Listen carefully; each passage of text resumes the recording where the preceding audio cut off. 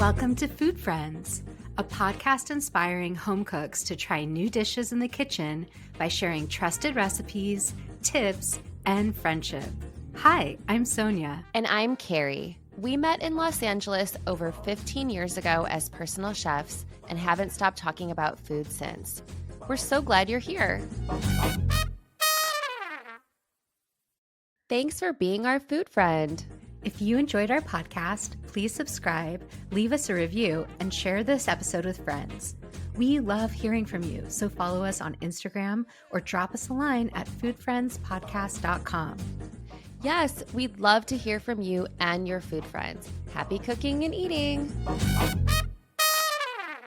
Hi, Carrie. Hi, Sonia. 30-minute meals are some of our most popular episodes because the truth is we all can never have enough easy weeknight dinners in our lives. I completely agree. And I think that they're also seasonal, right? You can still make your 30-minute meals with seasonal ingredients. I definitely think you can tailor your 30-minute meals to the season and just having these arsenal of recipes that you can rely on. In fact, I have a friend who just recently, he and his wife had a baby. And so he was complaining, he's like, oh, it just takes me forever to make dinner. And I was like, do you want me to send you some recipes that you can make in 30 minutes or less? Like, it hadn't occurred to him that that might help him out just to have a list nearby. When you and I talk afterwards, I try to jot down a little list where I keep it on hand to think about, okay, what did Carrie say was good? What do I need to do? Because it really does help me out on a busy week. I completely agree. I need those reminders as much as you do. And I think especially after the wonderful abundance of the holidays, I think we're looking for ways to cut down our time in the kitchen. Yeah, and I think we're going to talk about a range of recipes, meatless and meat and what have you, but we have to start with pasta. Pasta makes such an easy base for a 30-minute meal. Having said that, though, I think we all crave something beyond spaghetti and a jar of Raos. And so it's fun to have some other quick options. I think I've shared before with you that I love making manti, Turkish manti, which are like little dumplings that are filled with ground lamb or beef, and they're in this kind of brothy tomato sauce. They take forever to make. I'm not suggesting this for a 30-minute meal, but I was like, wait, let me remind you of what episode we're recording right now. But I discovered a recipe for Turkish pasta, which is inspired by these dumplings and those ingredients. The great thing about it is it's 10 minutes of prep time and it's 20 minutes of cooking time, as opposed to like the 2 hours that it takes to make dumplings. So is this almost like a deconstructed dumpling? Yeah, well, it's the flavors of those Right. dumplings in pasta form. So there's 3 components and they're all really quick. One is the spiced beef element, or you could use ground lamb too. That would be like the filling of these dumplings. And instead here, it's really making your sauce. So what you do is they recommend you start with a pot of boiling water that you salt and you cook your pasta. They're using farfalle, but I think you could use any favorite shape. I might even use like a rigatoni for this. Even spaghetti would work here. And then you're going to cook your ground beef. The great thing about ground beef for 30-minute meals is how quickly it cooks. I just think it's such a hack to have ground turkey, ground beef, ground chicken, ground lamb, any ground meat. And I think you probably have some recipes with it too. Yeah, I completely agree. It cooks quickly and it becomes this blank canvas for so many different flavors. So that's where you're going to add all the flavors to this. So you brown your meat, you're adding in onion, and then you're adding in, they have this ingredient called red pepper paste. So you're basically looking for a red pepper flavor. If you didn't have that, you could use tomato paste and some really good paprika and add a little bit more of that. You could add in a few roasted bell peppers. You could even dice up a fresh red bell pepper and get that peppery flavor. But you can get red pepper paste out there in the world. And then you're adding paprika, garlic powder, cumin. These are all these traditional flavors in this dish. And you're cooking that for 7 to 10 minutes. You add in a little bit of your pasta water. That's the sauce.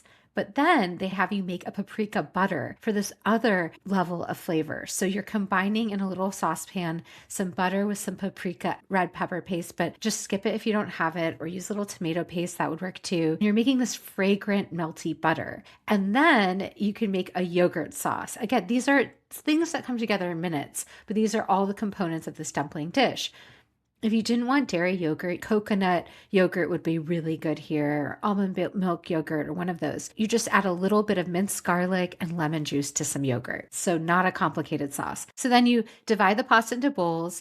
You top it with the yogurt mixture. That's the first layer, that creaminess on top of the pasta. Then you top the meat on top of that, and then you drizzle that paprika butter over it. And again, if you didn't want it dairy, you could use a non-dairy butter here, like a Miyoko's would be great. And then you can top it with fresh herbs. They say top it with halved cherry tomatoes. I don't think you need to do that if you don't want to. And then you have all this excitement in one bowl, but it came together in 30 minutes. I love all those flavors because there's something very comforting about a bite-sized pasta and a ground beef mixture that's a lot like spaghetti, but it has all these deep flavors, these red pepper flavors. And again, if you don't have this red pepper paste that they're calling for, you could easily use tomato paste and you're still getting that peppery flavor from your paprika. I think that's something that I myself at least have discovered through our podcast is how much adding peppers to different dishes adds this layer of flavor that is sometimes, as someone who like understands flavor, I have a hard time identifying, but I'm like, oh wow, that's really good. Really amps up the flavor. And I don't think you should be discouraged if you can't find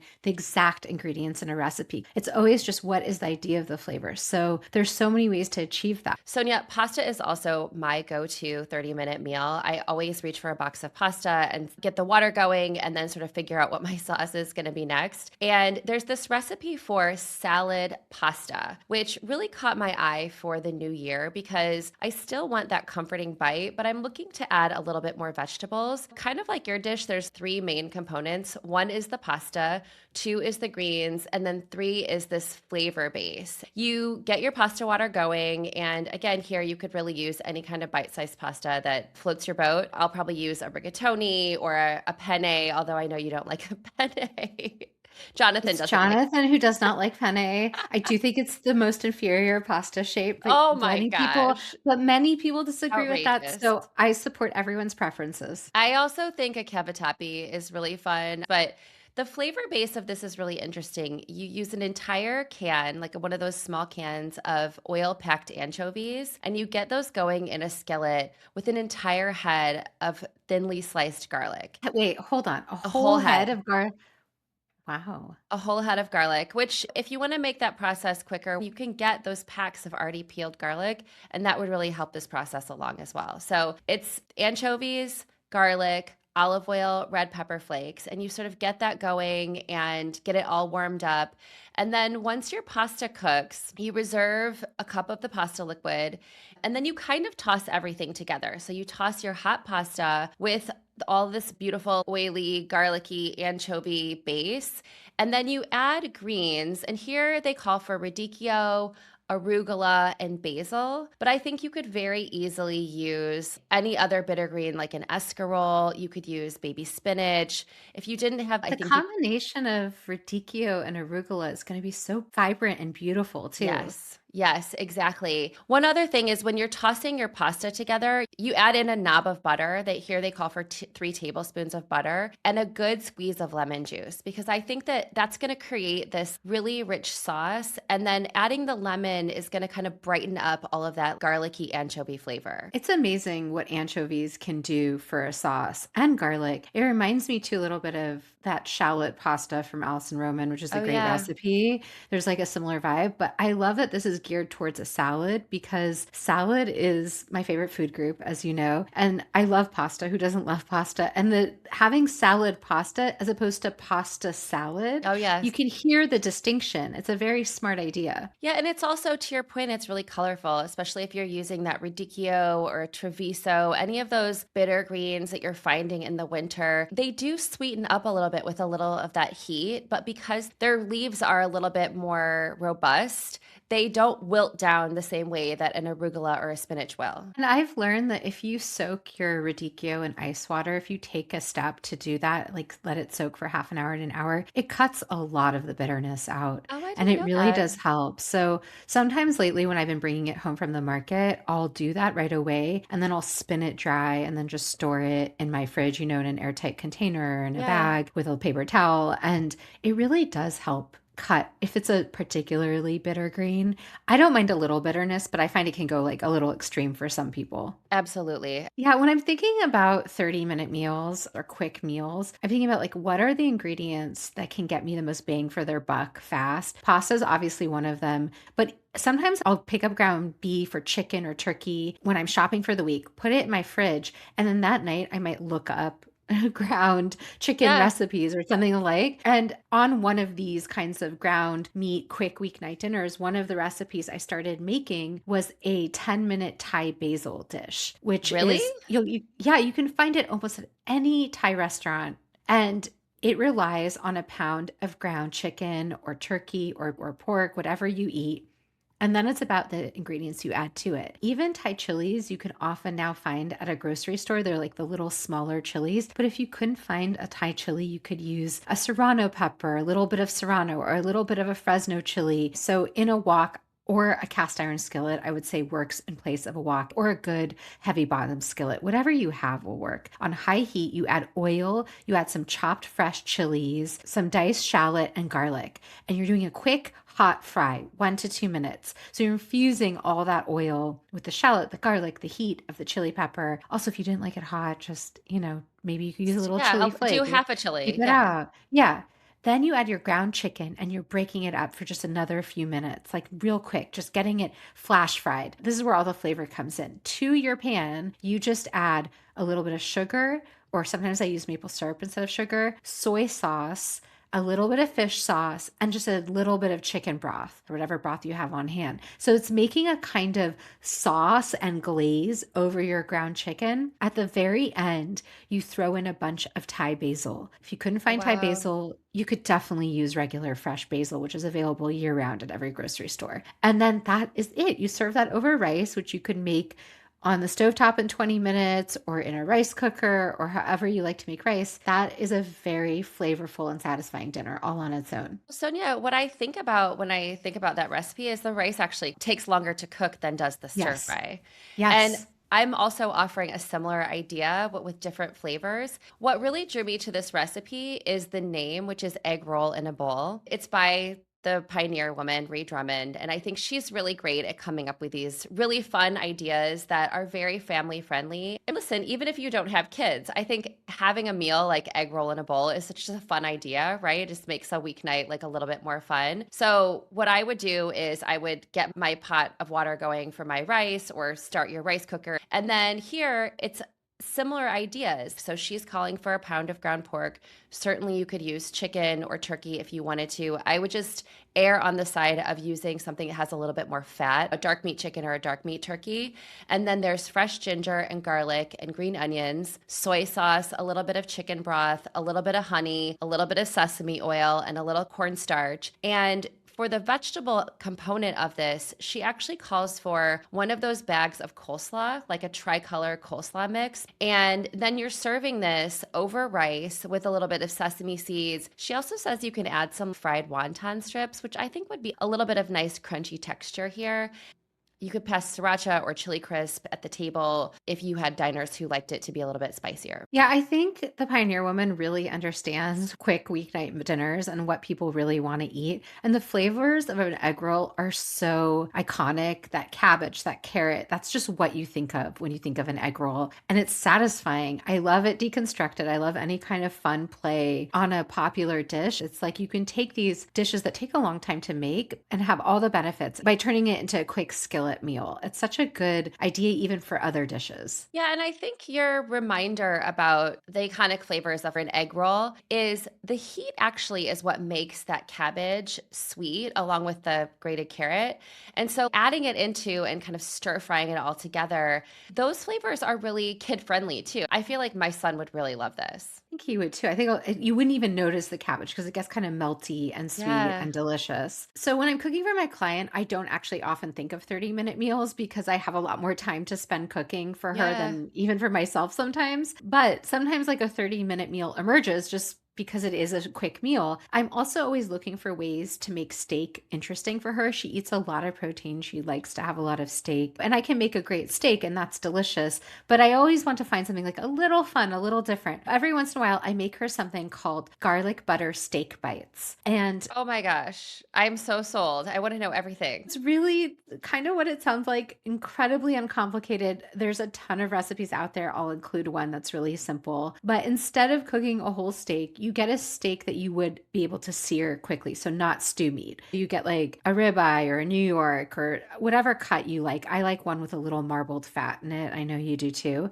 And then you cut it into sort of 1 to 2 inch cubes. Like you want bites, but not too small, not too big. Something you can sear on each side because you want to get a really good crust. So you take out your skillet, you get it piping hot, and you take those cubed steak bites that you season really well with salt and pepper. Also, we've talked about this before, but you want your steak to come to room temp. It's going to get a much better sear and cook more evenly if it does. I think especially with these small bites. I think that's especially Especially. important with these small bites. So then you sear them and you really want to get them browned on each side, which only takes 1 to 2 minutes per side in a really searing hot cast iron pan or a good pan. And then once they're almost done, like you're on your last side that you're searing, you add in like 6, 8, 10 cloves of minced garlic. You could get pre-peeled garlic. I wouldn't use garlic or jarred garlic. I don't think that's that delicious in I've this never recipe. heard, wait, hold on. I have to stop you. I've never heard that Garlic? term, garlic.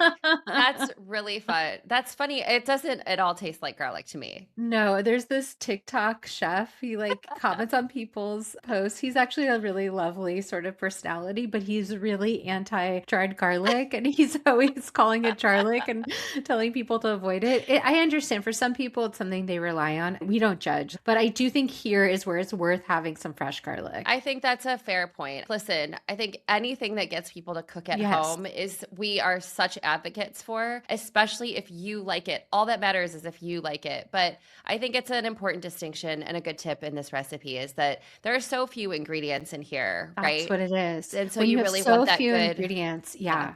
So you hit the steaks at the end with butter. Sorry, you don't want to add the butter at the beginning because then that will burn the butter. So you Yeah. hit it at the end with your minced garlic, your copious amounts of minced garlic, just for those last few minutes. If you didn't want to use butter, you could absolutely use non-dairy butter here. It's going to cook with those brown bits of steak and with that garlic. And then you could hit it with a bunch of parsley at the end. That's all it is. It's not complicated. But what I serve this with often is something I've really been making a lot for my client, and it's a cauliflower mash. And I think cauliflower mash is underrated. It's a substitute for mashed potatoes because she doesn't eat a lot of potatoes or starches. And it takes, I think, a lot less time than mashed potatoes, and it's a lot easier because you're just throwing cauliflower florets in boiling water until they're tender, which takes 10 minutes or less once the water's boiling. And then you can mash them either with like a masher, a fork, a spoon, whatever you got, or you can throw them into your blender, your food processor, use an immersion blender, however you want to do this. If you want it silkier, use a blender. If you want it rustic, use a masher and do it by hand. You add some butter to that, salt and pepper, Well, you're grating a adding little. you're adding additional butter to your cauliflower Yes, mash. of Or you're course. just not Yeah. using your I was really following you on the mashing up all this steamed cauliflower Yeah. and then having that be the vehicle to carry all these great garlicky, buttery steak bites. I am Well, so look, sold on this idea. you don't need to add a bunch of butter. You do need to add either a little olive oil or a little bit of fat just to help it kind of get creamy and smooth. Fair You can enough. also add a splash of cream or a splash of broth, especially if you're pureeing it. That will help. If you're roughly mashing it, no, you could do salt and pepper, have it be a vehicle for soaking up all that garlicky steak butter sauce. But the client I work for, she's a doctor and she actually prioritizes high fat, protein rich meals. So for her, it's like the more butter, the better. Yeah, well, I think that's a great rule for this recipe, especially the more butter, the better. Well, Sonia, I my next recipe uses boneless, skinless chicken breast. I'll just admit I really hate a boneless, skinless chicken breast unless it has a really rich sauce. And so the recipe is sautéed chicken in mustard cream sauce, and it is exactly that. You're taking your boneless, skinless chicken, you're making sure that you pat them dry really, really well. This makes a difference for this kind of dish because you really want to get them dry, salt and pepper into a hot pan because you want to create that little layer of caramelization because that's where you're going to get the flavor out of your chicken. Once your chicken is done, you take it out, you add a little bit of white wine. If you don't have any white wine, you can add some chicken broth. I think you could also just use a little bit of water if you didn't have either of those things to scrape up all of those bits. And then you're adding heavy cream and Dijon mustard. Those two things together, the cream, which adds all this richness, and the Dijon mustard, which is one of those ingredients that has a lot of bang for its buck. And then at the end, she suggests that you add chopped fresh tarragon. In the winter, I don't know that we all have chopped fresh tarragon, so you could also add dried here. If you didn't have any tarragon, you could add parsley, you could add green onions, you could add chives, you could add any fresh herb that you have just to give a little bit of brightness to that sauce. And I think for a meal like this, you could do almost exactly what you just described. You could serve this with a mashed cauliflower. You could serve this with a steamed broccoli, whatever vegetable that you like. It's a protein and vegetable dish. I like having dried tarragon on hand. I love the flavor of tarragon. It's a very je ne sais quoi ingredient. Like you don't Yes. know what made something taste. It almost has like a mapley And flavor to anisey it. has that. There's an indescribable tarragon uniqueness. And I think it is worth having a little dried on hand, especially in the seasons where it's harder to get fresh. I love a mustard sauce. This is sort of a classic French combination of ingredients that you wouldn't necessarily think of as a 30-minute meal. And I like that you're reminding us that it can be. Well, it feels a little 80s to me in a great way. It feels like it feels kind of old school. This is a recipe from Sarah Carey, who's a recipe developer who's worked for Martha Stewart for a long time. There is a video that goes with it too that I think if you haven't ever ventured into making a pan sauce like this, it's really helpful to watch it because it's so simple, but watching her do it really helps. And I think she's a great recipe developer and also a great teacher of recipes. Yeah, it sounds delicious. All right, so in Portland, there's a restaurant called Gado Gado, which is a Indonesian inspired, there's other influences there, kind of restaurant. And they make the most delicious foods. And I didn't really know what Gado Gado was until this restaurant came on the scene, but it's a dish that is thought to have started in the 16th century in Jakarta, Indonesia. And it's typically some combination of vegetables, protein, a nutty sauce, and rice, or sometimes rice crackers. The recipe I'm going to link references a traditional preparation, but there's this 30-minute version that comes from Minimalist Baker that I think is just such a great start of the year kind of dish. Like early in the year when you're looking for something that's easy, fresh, flavorful, nutritious. For her Gado Gado bowl, the elements are quinoa as the base instead of rice. You could certainly use rice instead. Green beans as a topping, red bell pepper that's thinly sliced, mung bean sprouts. I think you could use any kind of sprout that you like, thinly shredded red cabbage, thinly sliced or grated carrots. That's sort of your base, is all these fresh vegetables that are thinly sliced, which I think is going to make such a difference with the sprouts, which is such a fun, fresh ingredient that you don't really have to do much to besides take them out of the bag. And then you could add a protein to this if you want, like grilled chicken or sauteed tofu or something that comes together quickly. But she's not even suggesting that in this recipe. The key part is to make a spicy peanut sauce. And this peanut sauce is not unlike most peanut sauces that you might have made. It starts with peanut butter. You add tamari or soy sauce, a little maple syrup, a little lime juice, a little chili garlic sauce, or any hot sauce that you might have on the hand, and a little water to thin it out. And then some garnishes could be fresh cilantro, lime wedges, some more chili crisp, or some kind of hot sauce. This is all kind of a basic idea, but it's one of those things that reminds me to make it. And sometimes I just need to be reminded that a peanut sauce is a quick sauce to make. Cutting up some vegetables can take 10 or 15 minutes. You can do that while your rice or your quinoa is cooking. Then it's just assembling a bowl, and each person can assemble it to their liking. I would top some toasted crushed peanuts on this, or some toasted sesame seeds for a little more texture and nuttiness. I mean, but it's so versatile. I think versatile is a great word. I think I would call this like a real choose your own adventure kind of meal. It's actually a similar idea to the salad pasta. You're taking these fresh elements and then you're adding rich sauce to tie it all together. And you can really add in whatever you've got. Like, this is a great clean out your produce drawer kind of recipe and take out whatever quick cooking grain you have in your pantry.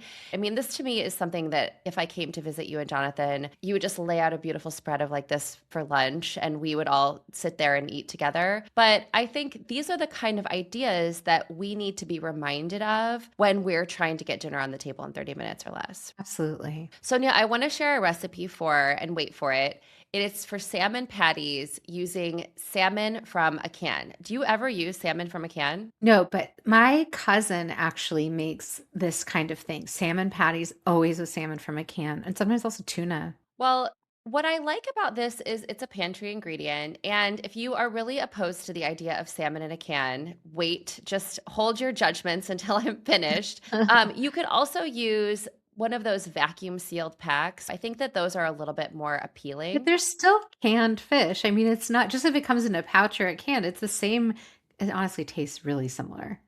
It tastes really similar. And really, what you're relying on here are all the other ingredients. The salmon is the protein. Really, what you're doing is you're making a patty or the idea of a meatball. So, the other flavors are really what takes center stage here. So, there's shallots, green onions, scallions, any combination of those that you want to use or that you have on hand. There's fresh dill. I think parsley would work in a pinch. There's a couple of eggs to hold it together. There's panko breadcrumbs. There's a little bit of garlic. And then there's Parmesan. This recipe comes from Recipe Tin Eats. She's an Australian recipe developer, and what I really like the most about this recipe is that these are actually baked, they're not fried. Oh, that's a fun twist. That's a fun twist. And she has two really important tips. One is you grate the onion over the panko breadcrumbs so that the panko breadcrumbs soften, but you're really maximizing that oniony flavor. And I think that's also what goes so well with salmon. I mean, that's a very classic combination. Any kind of salmon, smoked salmon with a little bit of onion, red onion. If you're grating it, you're really breaking it down, and then you get all that great flavor. And then one of the things that people complain about is that your patties, when you fry them, they break apart. But once you form your patties, you put them on a baking sheet that's already preheated in the oven. And so that to me is another brilliant recipe developer tip that I think actually makes a really big difference here. Yeah, no, that because we do that with roasted vegetables because it gives them a crust almost Yes. automatically. Yes. And it helps them to release off of the pan once they're cooked. And also, then you're just cooking everything at the same time and not waiting for batches of these fried fritters to come out. I love that. I love a salmon patty. We've talked about some version before. I think there was an Ina Yeah. Garden recipe that I may have shared because I love using leftover salmon, but I think the tip about canned salmon is so helpful because it is typically more affordable. It's really easy to find. It makes it a pantry staple, and having pantry ingredients that you can rely on for a quick weeknight meal is so helpful. Okay, so my last recipe, I have to include tofu. You know I have to include tofu because I love Please, tofu. please. I'm still really trying to catch up to you with the tofu situation. Look, it's okay. Not everyone has to love tofu, but if I you're do. like I do. no, I I know feel you like, do, but yeah. but I understand why it's a hurdle and why it doesn't always work out and why kids don't always like it. So I hear that it's not for everyone. So I have a new technique I want to share with you, Carrie, that I've really been playing around with this year. There's a way to use tofu and it's to grate it on a box grater. Have you ever tried that? Wait, you grate it like you would an onion Oh, or a well, like a block of potato cheese, like a or a block block of of cheese or a cheese? potato. Okay, so this recipe that I'm Wow. going to share uses this technique. There's definitely others that use this technique. The recipe is called I Can't Believe It's Not Chicken, Super Savory Grated Tofu. It's from the New York Times. It's by Nisha Vora. So I want to read the first sentence because I think it's helpful. Grating super firm tofu is one of the best party tricks in the kitchen. It makes tofu not only quicker to prepare, no pressing required, but also deceptively meaty. So, this recipe comes originally from the Big Vegan Flavor Cookbook, and it has a lot of great Asian flavors, but it's really about the preparation of this tofu. You get your rice going. It tells you to do that first because you're going to serve this with rice, like we've been talking about with a lot of dishes. You could serve it with quinoa, you could serve it with noodles, and then you make the tofu. And you do that by you hold it with a thin dish towel or a paper towel. You gently squeeze it to remove some of the water, but you don't need to press it and you don't need to do any more than that. And then on the large holes of your box grater, you grate the tofu like you would a potato or a block of cheese. And it's okay if some of it crumbles off, don't worry about it. You get this pile of tofu gratings. You get a large skillet, nonstick is ideal for this, or cast iron. On medium high heat, you heat it up. Then you add your aromatics. In this case, you're going to add scallions. If you want to make it a little hot, she recommends chilies and garlic. Just again, how we've been talking about a lot of recipes. Then you cook that for just 2 minutes to get all those things flavorful. You'll start to smell them. That's when you know to add your grated tofu to the pan into this oily garlic and onion mixture. So then once you add the tofu, you don't touch it for 2 solid minutes. That's going to help develop the first layer of browning. And then you stir it every couple minutes for a total of 10 to 15 minutes. While that's browning and you're stirring it, you make a really simple sauce with tamari or soy sauce, vinegar, sugar, gochugaru, which is Korean red pepper flake. If you didn't have that, you could use a little red chili flake, pepper, and sesame oil. Like the toasted One, sesame oil. yes, toasted sesame oil, which is pretty much the only kind you'd want to use to flavor something. Yeah, And then it's a highly aromatic ingredient that's gonna add this toasty flavor to your entire dish. And then you pour that sauce into the pan once the tofu is browned and you stir it in for just 1 minute. It's kind of almost like the Thai basil dish Yeah. too, except for a technique for tofu. I would do some kind of veggie on the side or a salad on the side, all of which could also be happening as your rice is steaming, as your tofu is browning. I mean, my mind is blown. I've never thought about taking tofu and grating it on a box grater like you would a potato. But I understand what you're saying when you say like you put it into the pan and you let it sit for a couple minutes. The same way you would do that I would do for a mushroom because I would want to develop that brown caramelized flavor. You want to get that texture going. That's right. It's the same idea. Well, Sonia, you know, we have to talk about some beans. There's this butter bean recipe that has a lot of those paprika and pepper flavors that you talked about earlier in the show. The recipe is called butter beans with paprika and piquillo peppers, and it comes from this cookbook called Three: Acid, Texture, and Contrast. I think this is one of those deceptively simple recipes. So you add a little bit of olive oil to a pan and you caramelize 3 onions. And the longest amount of time is the 15 minutes that it takes to really get these onions golden and soft. You add a little bit of salt, garlic, and the paprika, and you cook it for a couple more minutes to develop the flavor of that paprika. You add a little bit of tomato puree and cook it for 1 more minute. And then you add in beans, sherry vinegar, and cook it down a little bit more.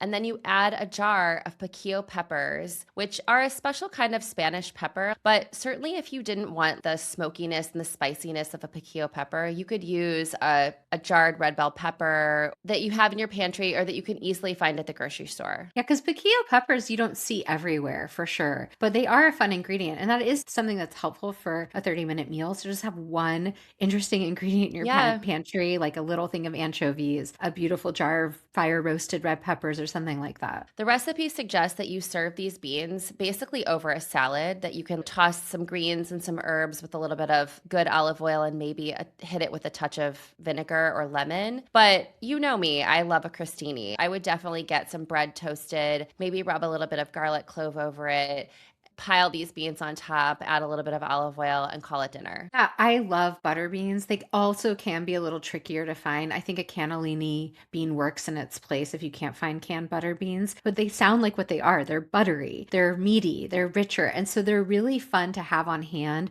for this kind of dinner. I love even like a tomatoey and creamy bean, similar idea. Yes. And like you, having just some good bread, some beans that you've gotten all saucy with some kind of tomato or pepper element. It's the perfect meal. I have one question. Do you Mhm. think that you could sub in like a frozen lima bean? I think if they were frozen, it might take a couple more minutes, but a lima bean is really similar to a butter bean. I mean, sometimes people I think interchange lima them.